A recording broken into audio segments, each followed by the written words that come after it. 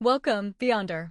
In today's episode of Be the Most Curious, we're diving into one of history's biggest ironies.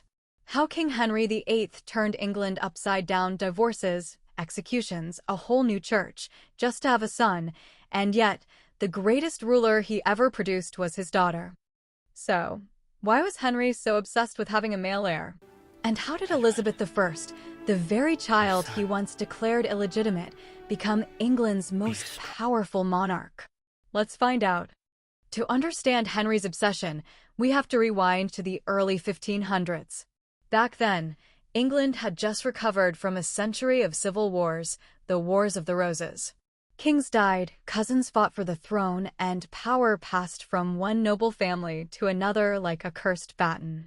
So when Henry VIII came to power, he had one mission.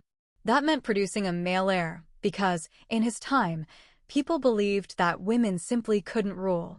Why? Because every time a woman tried, it had led to chaos. No one trusted that nobles or armies would obey a queen.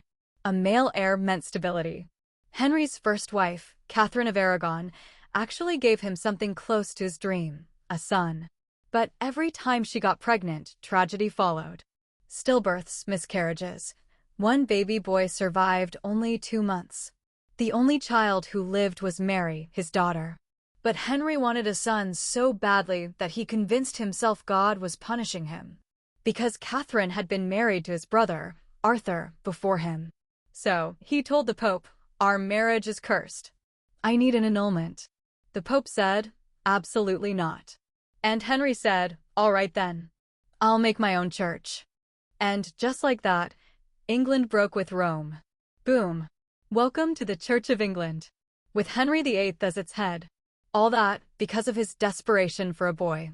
Then came Anne Boleyn. As Alison Weir would say, the king's obsession. Smart, ambitious, and not afraid to say no to the King of England. Henry fell head over heels for her, or maybe just for the challenge. He waited years to marry her, fought the Pope, and literally changed religion for her. But when Anne finally gave birth, it wasn't a boy. It was Elizabeth. Plot twist. The baby Henry didn't want would become England's greatest ruler. But not yet. Anne suffered more miscarriages, and Henry lost patience fast. Soon, she was accused of adultery, treason, even incest. Most likely false, but that didn't matter. She was executed in 1536 under his beloved Henry orders.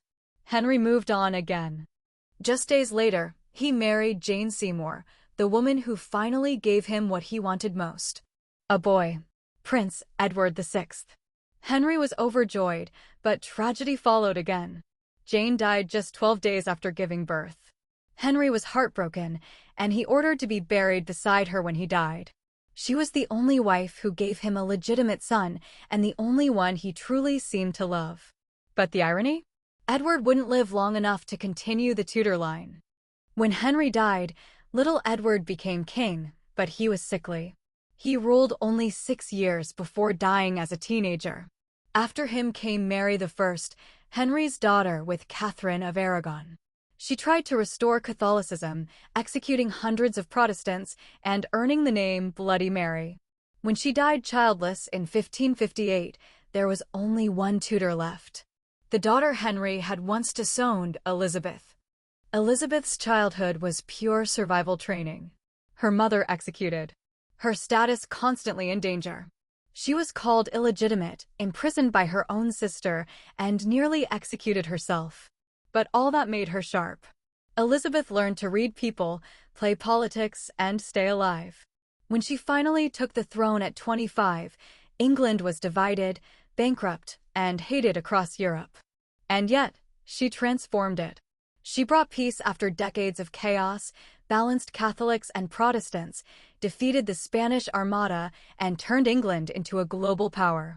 Under her rule came Shakespeare, exploration, and the birth of the English Renaissance. Her era became known as the Golden Age. Henry VIII spent his entire life desperate for a son. Divorcing, killing, reforming the church, all for a strong male heir. But in the end, his most successful child wasn't his precious Edward, nor his devout Mary. It was the daughter he'd once tried to erase.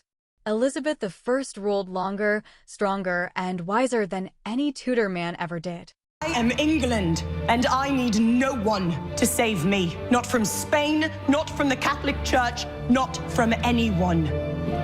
I am Elizabeth Tudor, and I will bow to no man.